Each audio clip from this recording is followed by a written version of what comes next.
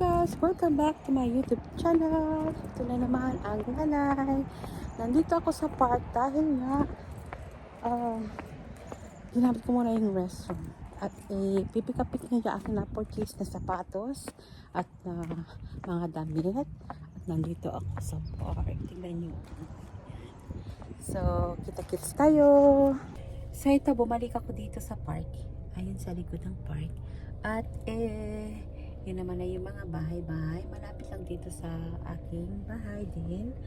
At sa umaga kasi i-drop ko yung anak ko, and then after that magpipick up ako ng mga items na libre na ipinamigay sa akin at pinamigay sa mga tao at minsan napopurchase ko ng mura yung iba at ipakita ko yung aking na-purchase na $5 na sapatos.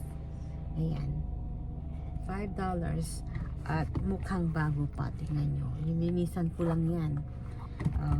Ang ganda ng gamit nitong nakuhanan ko, lagi akong bumibili ng yung mga gamit niya. So merong lang dyan, yung dumi sa harap, pero madali lang yan kasi nga lilinisan ko lang yan, matatanggal na, parang bago na sila.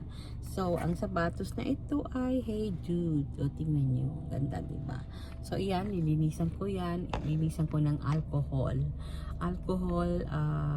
wipes para maging bago. At ito ang aming community. Ayan. Ayan. Napakatahimik dito. At babalik na ako sa bahay kasi hindi pa ako nagkape, hindi pa ako nag-breakfast. And then I'm going to show you some goods na nabili ko for this 3 days, couple days, ganun. Nandun sa bahay, mostly mga sapatos, mga damit. Yeah, at yung sombrero pinakita ko na sa inyo. Hindi ko pa nailagay sa listing kasi nga hinihintay ko yung mannequin para maganda i-picture yung mga sombrero. So I think it will come today or maybe tomorrow.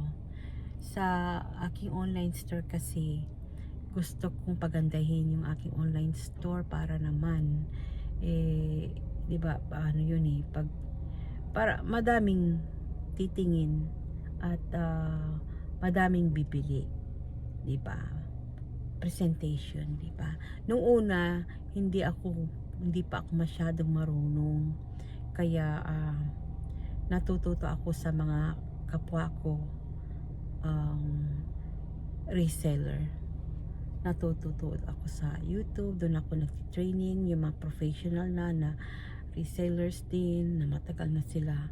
Natututo ako sa kanila kung paano maglagay ng items sa aking online store at kung paano magtupi o paano maglagay sa box para i-send yung items para maganda, ganun, at para kung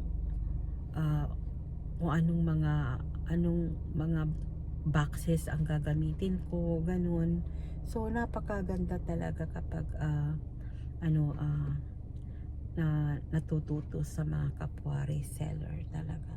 So babalik ko sa bahay, and then there I will show you more items na ready to listing na. See you later. Kaya nakarating na ako dito sa bahay at i-share ko kung ano ang aking nakolekta, nabili. Yung iba free na naibigay ng mga tao. At ito mga sapatos na ito ito $5 lang na nabili ko. At ito ay bago pa. Ayan. Dati ang price nito is $49.97. So nabili ko ng $5. Ito naman is $10. Ito yung Lucky brand. Ito binili ko ng bago ito at 15 days na, hindi ko pa nabenta. Michael Kors, nabili ko rin yan ng mura. I think $10, ganon. At nailagay ko na sa listing yan. Malinis na. Ayan. Pag ano kasi, pag namimili ako, chinichip ko lahat. Ayan, malinis na, oh. Ang gaganda. Ayan. Ayan. And then, ito naman yung purse. Alam nyo ba, binili ko sa thrifty store. Ayan, this is only almost $5 lang. Napakaganda, wala siyang defect at branded siya. So, nakalagay sa listing na ito. Yan, nakalagay na sa listing yan. At ito naman ay, ito yung kakakuha ko ngayon.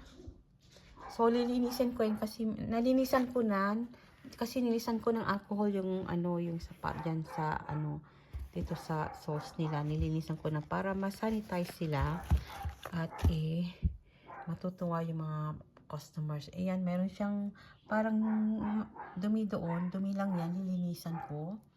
At ito yung aking na-purchase na for 2 days ago. Hindi ko pa nailagay sa listing. Pero nalinisan ko na siya. Use sila. Pero parang bago. Tingnan nyo. Oh, branded, diba? So, mga yan. Size 6 nga lang siya kasi isang taong pinagbilan ko nagpalit siya ng mga gamit. So, nag-garage sale siya. Binili ko na bawat isa. Ito, $5 lang iyan. Naku, yan. Yan. So, ilalagay ko sa aking listing. Ito naman, kahapon din ito. Ito, libre. Ibinigay sa akin. Hindi pala ito $4. Yan, kasi hindi na nagagamit. So, $4 yan. Meron pa yung iba. Ito naman, $5. $5 ito. Nakuha ko, pero wala siyang ayusin ko siya. Nalinisan ko na siya. Leather siya. Ito pa yung nailagay ko na sa listing ito. Libre iyan. Nakuha ko. Ito naman yung damit na kahapon nabili ko rin. At nabili ko lang to ng $5. J. Crew siya. Hindi ko pa nailagay sa listing. Gagawin ko ngayon. Kasi madami akong nagawa kahapon. Ginawa-gawa. O, yan. Tingnan nyo. Ito, LL Bean. $5 lang yan. Nakuha ko. $10 nga mabarat kasi ako Kaya nakuha ko ng $5. Ang ganda-ganda pa. And then, isa rin itong damit. Ayan. Yan. Ilagay ko pa sa aking listing para mabenta na. So, yan for today. I-share ko sa inyo. Yan for today. Ang mga aking ready to sell na sa aking online store. At ako'y natutuwa. Nag-enjoy ako sa aking ginagawa kasi nga marami akong time sa family ko at napakagandang trabaho ko to at time the time is mine lahat. So anytime pwede akong magtrabaho na wala na akong amo. Yung amo ko is ako saka yung mga anak ko at si Mr. ko naman is very very supportive sa aking mga ginagawa. At yesterday nag-send ako ng mga na-purchase na. So, natutuwa ako kasi nga 2 months lang ako nagrarun aking business kahit ako'y natutulog. So, thank you for watching.